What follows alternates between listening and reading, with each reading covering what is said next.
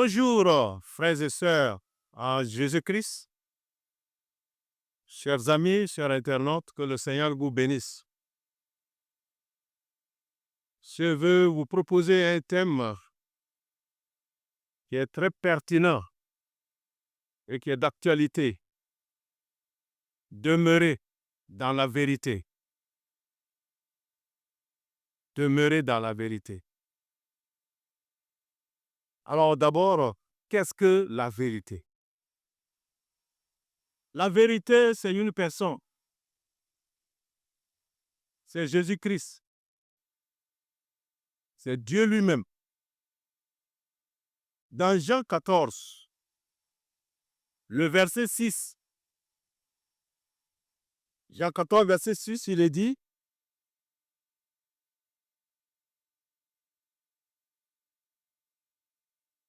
« Moi, je suis le chemin et la vérité et la vie. Nul ne vient au Père que par moi. » Donc, c'est Jésus-Christ qui est la vérité. Encore toujours dans Jean 8, le verset 31, Jean 8, 31, Jésus donc dit aux Juifs qui avaient cru en lui, « Si vous persévérez dans ma parole, vous êtes vraiment mes disciples et vous connaîtrez la vérité et la vérité vous affranchira. » Jésus-Christ est la vérité. Amen. Encore dans Jean 17, 17. Jean 17, 17. Sanctifie-les par la vérité. Ta parole est la vérité. Amen. La parole est la vérité. Mais qu'est-ce que la parole? La parole, c'est Jésus lui-même. Quand nous lisons dans Jean 1, chapitre 1, Jean 1, verset 1, au commencement était la parole, et la parole était auprès de Dieu, et la parole était Dieu. Elle était au commencement auprès de Dieu, et toutes choses furent faites par elle, et sans elle, pas une seule chose ne fut faite de ce qui a été fait. Et elle était la vie, et la vie était la lumière des hommes, et la lumière luit dans les ténèbres, et les ténèbres ne l'ont pas comprise. Le verset 14, et la parole devint chair, et habita au milieu de nous, et nous vîmes sa gloire, une gloire comme d'un Fils unique de la part du Père, pleine de grâce et de vérité. C'est Dieu lui-même, Jésus-Christ. Amen. Encore dans Jean 16, le verset 13. Jean 16, le verset 13. L'Esprit de Dieu est la vérité. Jean 16, verset 13. Mais quand celui-là, l'Esprit de vérité, sera venu, il vous conduira dans toute la vérité. Car il ne parlera pas de par lui-même, mais il dira tout ce qu'il aura entendu et il vous annoncera les choses qui vont arriver et il me glorifiera. L'Esprit de Dieu est la vérité. Et c'est cet esprit qui nous aide à demeurer dans la vérité. Amen. Alors, qu'est-ce que donc demeurer dans la vérité? Demeurer dans la vérité, c'est vraiment marcher par l'Esprit de Dieu, l'Esprit de vérité. C'est aimer la parole de Dieu et la méditer tous les jours. Amen. Demeurer dans la vérité, c'est poursuivre la paix avec tous et la sanctification. sans laquelle personne ne verra le Seigneur. Hébreux 12, verset 14. Alors donc, bien-aimés, frères et sœurs, chers amis, oui, pourquoi demeurer dans la vérité? Parce que nous vivons des temps qui sont très sérieux, des temps difficiles, des temps qui sont les derniers même, où vraiment les vérités fondamentales de la foi chrétienne sont reniées. Non pas par des païens, mais par ceux-là même qui professent croire la vérité et qui acceptent les Écritures comme la parole de Dieu. Amen. Gîte, il désirait également écrire au sein touchant notre commun salut, c'est-à-dire le salut commun à tous.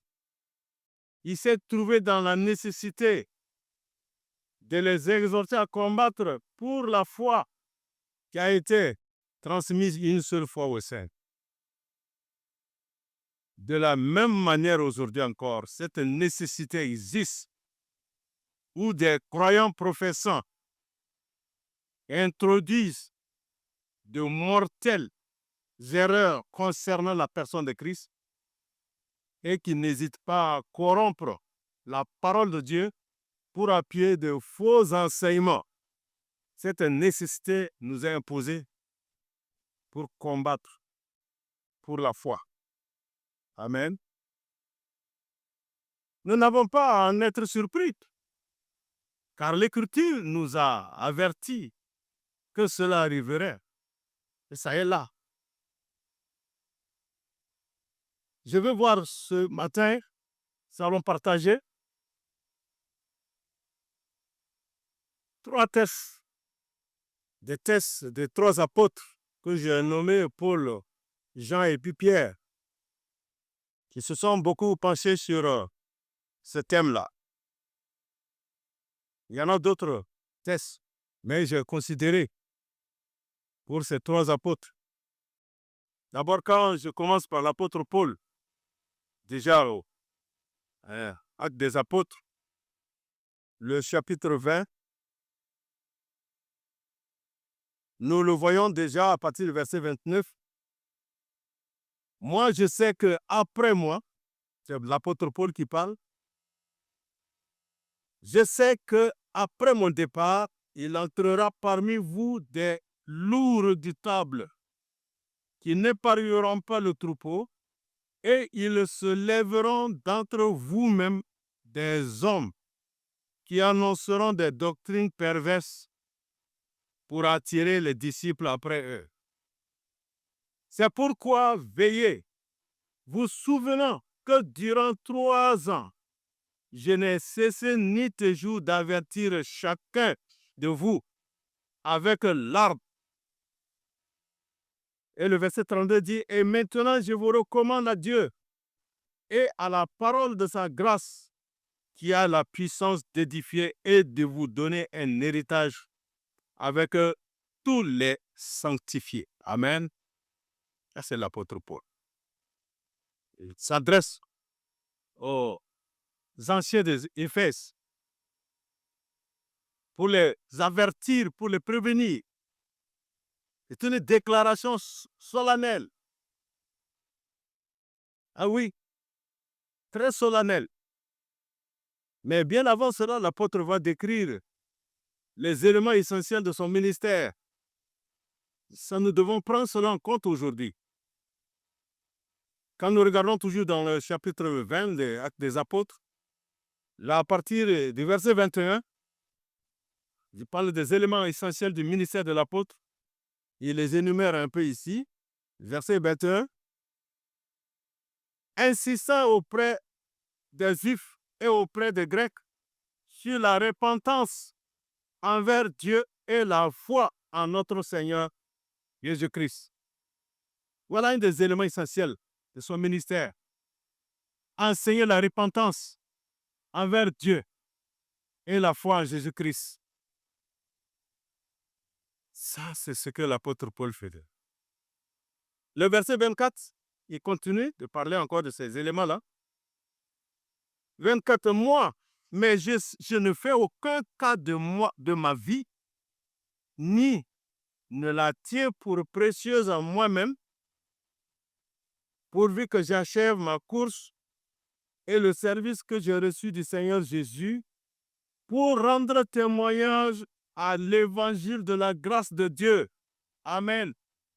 Voilà un élément encore où l'apôtre Paul, il rend toujours témoignage à l'évangile de la grâce de Dieu.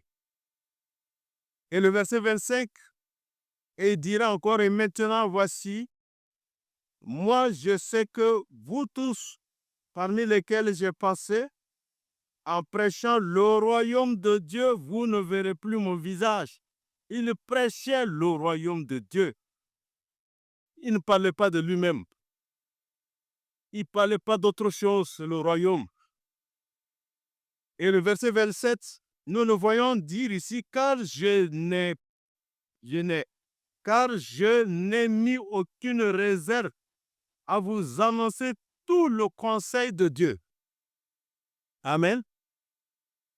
Paul, l'apôtre, en tout cas, il proclamait tout le conseil, tout le plan de Dieu. Il n'a rien caché. Amen. Aussi vrai que le pasteur doit prendre garde au loup, mais avant tout, il doit paître l'assemblée de Dieu, qui est acquise par le propre sang de son Fils.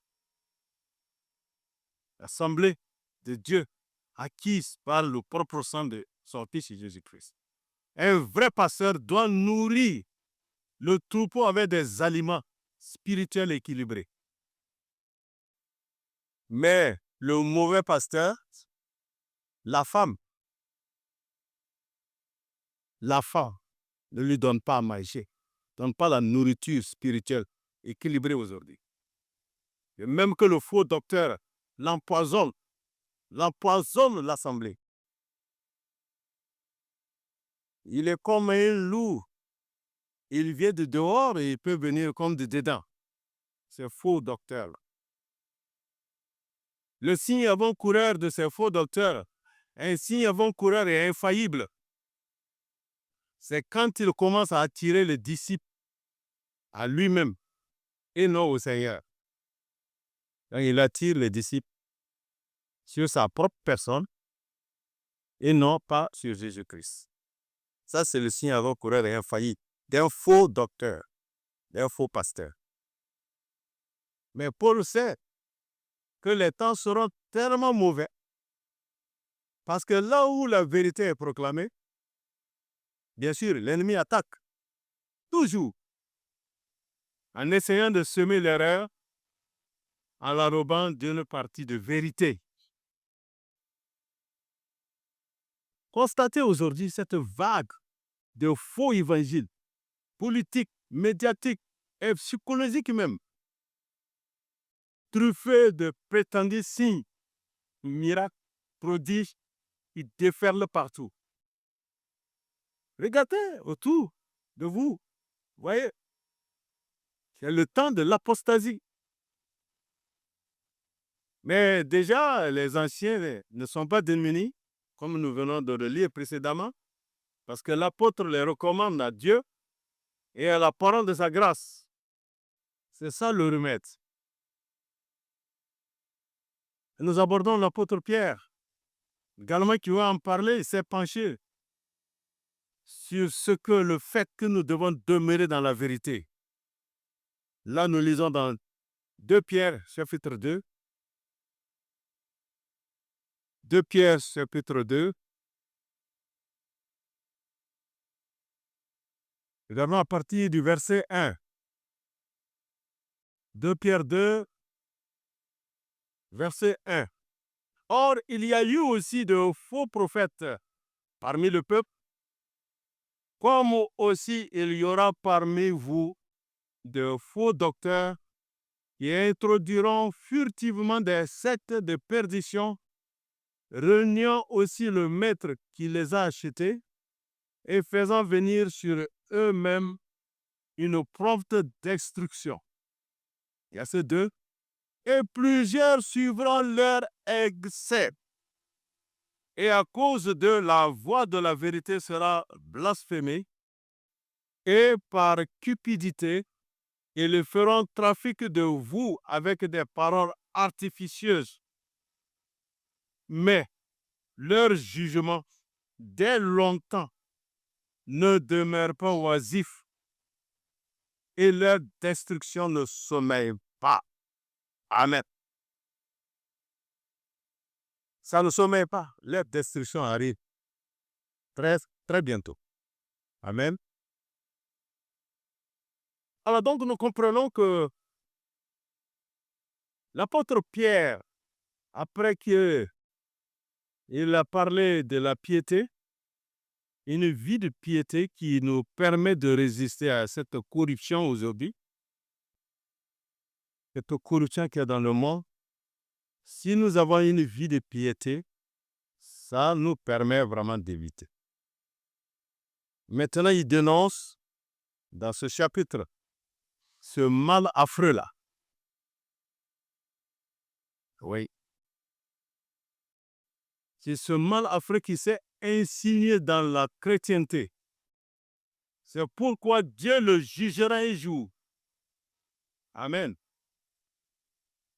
Si la première épître de Pierre nous rappelle que la maison de Dieu est l'objet de son gouvernement sur la terre, la deuxième nous enseigne que le Seigneur a aussi la main sur le monde et qu'il exercera la vengeance contre ceux qui auront pris son nom en vain. Amen. Des prophètes inspirés de Dieu ont communiqué sa pensée pour leur propre temps et pour le temps à venir. Mais il y a eu aussi des faux prophètes parmi le peuple d'Israël. Et ces hommes-là étaient poussés par le diable. Ils reviendront nombreux encore aujourd'hui pour égarer le peuple. Ils reviendront pour égarer le peuple. Aujourd'hui, l'ennemi se sert avec ruse de ces faux docteurs pour falsifier la parole de Dieu. Il mêle insidieusement l'erreur avec la vérité. C'est ça la complexité de la chose. Et il séduit aussi ainsi les âmes fragiles. Il mélange l'erreur avec la vérité. Par contre, les faux docteurs ne s'avancent pas à découvert, parce que leurs doctrines sont perverses. Et c'est juste le but d'attirer des disciples après eux. Ainsi se forment maintenant les sectes. Ils rassemblent maintenant des personnes séduites par une doctrine où la pensée de l'homme s'affirme dans un enseignement pernicieux. Vous voyez ces docteurs-là? C'est l'esprit de l'homme qui s'affirme dans un enseignement pernicieux. Le faux docteur prétend se référer à la Bible, mais il isole l'ensemble de l'écriture, des citations dont il altère le sens. Ce endoctrinement sectaire conduit les âmes à la perdition. Certainement. Les faux docteurs sont d'autant plus dangereux qu'ils se réclament de Christ, de près ou de loin. Ils sont très dangereux. Mais ils se réclament de Christ, de près ou de loin. Mais de toute façon, ils renient le Seigneur de ce fait. Car aucun d'eux ne le reconnaît comme le Fils de Dieu, qui a toute autorité et qui revient avec toute la gloire. Et à lui, il revient toute la gloire. Mais eux, ils s'attirent cette gloire sur eux-mêmes. L'apôtre compare ces gens-là, ces faux docteurs-là, Il les compare à des esclaves qu'un maître a achetés, mais qui se rebellent contre son autorité. Et là, ils seront détruits sans appel. Des esclaves que le maître a achetés, mais ils ne reconnaissent pas l'autorité du chef. Ce qui se passe aujourd'hui avec ces faux docteurs, ne reconnaissent pas l'autorité de Jésus, toute la gloire revient à eux-mêmes. Mais leur destruction sera sans appel. Aux fausses doctrines se joignent en général des mœurs dissolues. C'est cela que le monde remarque. Des gens qui se réclament de la Bible et qui se conduisent mal.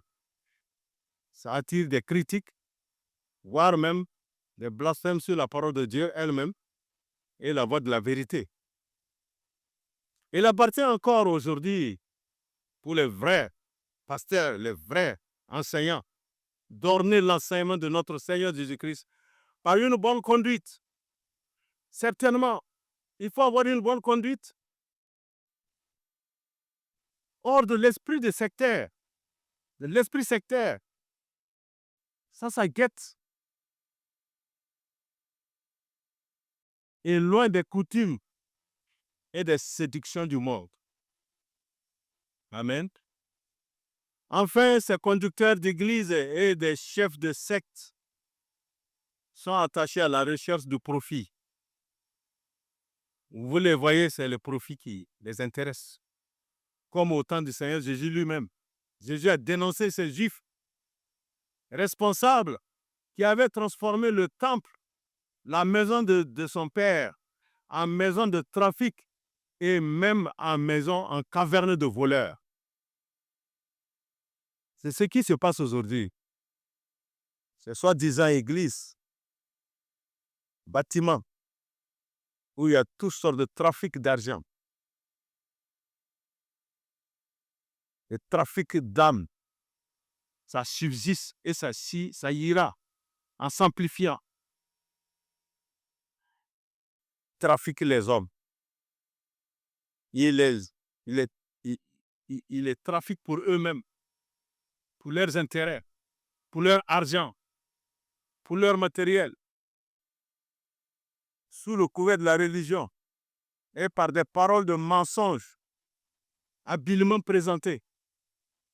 Oui, ces faux docteurs dépouillent leur proie aveuglée. Ils les dépouillent totalement. Mais l'apôtre rappelle que leur jugement s'approche. Tôt ou tard, leur destruction viendra.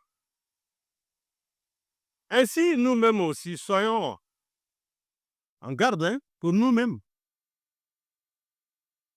Et avertissons aussi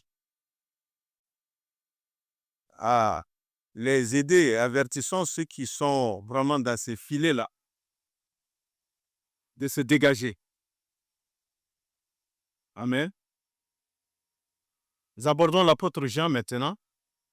Je parlais tantôt de ces trois apôtres, Paul, Jean et puis Pierre. Nous allons regarder ce que Jean également interpelle et s'est penché par rapport à cette fausseté qui était là et qui est là en plus maintenant. Ouvrons dans 1 Jean, chapitre 2, à partir du verset 18. 1 Jean 2, verset 18. Petits enfants, c'est la dernière heure.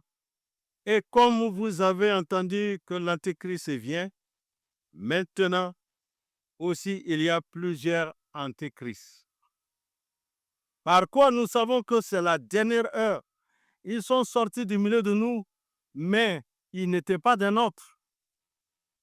Car s'ils eussent été des nôtres, ils fussent demeurés avec nous. Mais c'est afin qu'ils fussent manifestés comme n'étant aucun d'eux des nôtres. Et vous avez l'onction de la part du Saint, et vous connaissez toutes choses. Je ne vous ai pas écrit parce que vous ne connaissez pas la vérité, mais parce que vous la connaissez et qu'aucun mensonge ne vient de la vérité. Qui est le menteur, sinon celui qui nie que Jésus est le Christ? Celui-là est l'Antéchrist, qui nie le Père et le Fils, et quiconque nie le Fils n'a pas non plus le Père. Celui qui confesse le Fils a aussi le Père. Pour vous, que ce que vous avez entendu dès le commencement demeure en vous. Si ce que vous avez entendu dès le commencement demeure en vous, vous aussi vous demeurerez dans le Fils et dans le Père. Amen. Gloire au Seigneur. Ça, c'est ce que l'apôtre Jean interpelle. Et il est là aujourd'hui encore. Amen. Une déclaration tellement claire et qui requiert toute notre attention. Nous voyons jusqu'à 3 fois le mot nier. Vous voyez? Le mot nier. 3 fois. Et c'est 3 méthodes aussi d'attaque. Ce sont des attaques. Quelqu'un qui nie là, il attaque en même temps. Premièrement, il nie que Jésus est le Christ. Ça, c'est attaqué à la personne du Seigneur. Il nie le Père et le Fils. Deuxièmement. Et troisièmement, il nie le Fils. Donc, chacune de ces négations est une attaque contre la vérité que les petits-enfants connaissent et qu'ils croient. Alors, que doit-on faire? Qu'est-ce que le croyant, comment le croyant il doit faire? Qu'est-ce qu'il doit faire alors? Vous voyez que le même passage nous dit, pour vous, que ce que vous avez entendu dès le commencement demeure en vous, et ce que vous avez entendu dès le commencement demeure en vous, vous aussi demeurez, vous demeurerez dans le Fils et dans le Père. Amen. Puissions-nous prêter une sérieuse attention à ces paroles d'avertissement des apôtres et tenir ferme ce que nous avons entendu dès le commencement, sans nous laisser séduire par ceux qui voudraient introduire quelque chose de nouveau. Les petits enfants sont d'autant plus en danger d'être séduits que la dernière heure a sonné. L'heure de l'opposition directe à Christ a sonné. La dernière heure, elle est d'abord morale avant d'être temporelle. C'est moral avant d'être temporel. Elle culminera par la venue de l'Antéchrist. Puis viendra le jugement de la chrétienté apostate. La preuve de cette dernière heure est la présence de nombreux antichrists. Et ces docteurs antichrétiens unis aux faux prophètes. Ils ont quitté les fidèles parce qu'ils n'arrivaient pas à les convaincre. Ils étaient du milieu de nous, mais ils n'étaient pas des nôtres. Ils ont toujours essayé de convaincre, mais comme ils n'arrivent pas, ils quittent. Leur départ est la preuve qu'ils n'étaient pas des nôtres. Alors le moyen pour que soit dévoilée l'erreur. La persévérance dans la foi est l'ultime preuve de la connaissance de Christ. Et les antichrists, ils vont distiller leur enseignement trompeur. Mais les croyants, les vrais croyants, échapperont toujours par la puissance du Saint-Esprit, qui est l'onction de la part du Saint. Il leur a octroyé cela. Donc cette expression évoque l'action divine qui abreuve, qui imprègne et qui instruit le fidèle. Alors tout croyant scellé vraiment du Saint-Esprit possède de ce fait toute la vérité. L'apôtre écrit aux petits enfants justement parce qu'ils connaissent la vérité. Oui, ils connaissent la vérité. Ils ne savent pas toute la doctrine chrétienne, mais ils ont discerné le Fils et ils l'ont reçu. C'est ça l'essentiel. Ils sont enfants de Dieu. Donc la vérité est en Jésus-Christ et ceux qui le connaissent et se confient en lui, alors possèdent la vérité. Mais les Juifs incrédules, il n'y a que Jésus est le Christ, le Messie attendu de l'Ancien Testament. Et peut-être ne voulait-il pas rejeter Dieu révélé dans l'Ancien Testament. Mais l'apôtre dit que celui qui ne reconnaît pas Jésus est antichrist. Celui-ci nie en fait Dieu le Père et Dieu le Fils.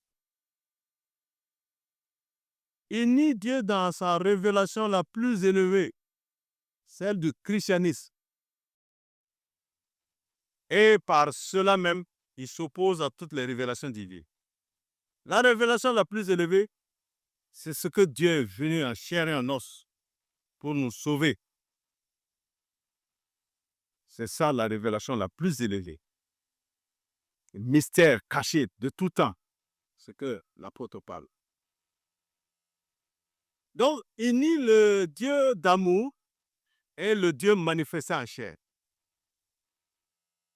La vérité quant à la personne de Christ est en définitive la pierre de touche de toute profession chrétienne. Après avoir dévoilé la nature de l'hérésie, l'apôtre Jean révèle son redoutable effet. Quiconque rejette le Fils n'a pas non plus le Père.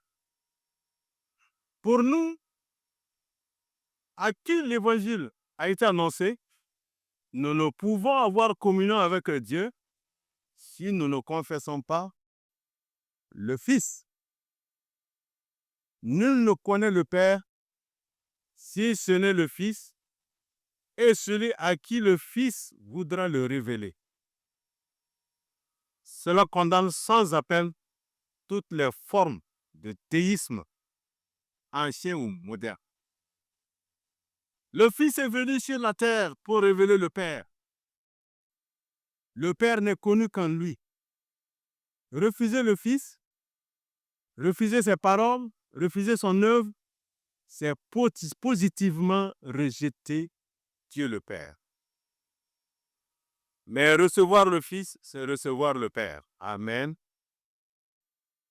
Nous comprenons maintenant pourquoi il faut demeurer dans la vérité. C'est ça, bien-aimés frères et sœurs. Que Dieu bénisse vraiment sa parole.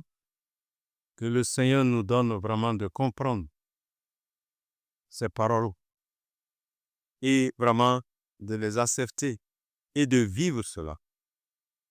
Ça nous aidera à être des vainqueurs, à être persévérants. Amen. Que le Seigneur vous bénisse. Au nom de Jésus-Christ. Amen. Gloire au Seigneur. Amen.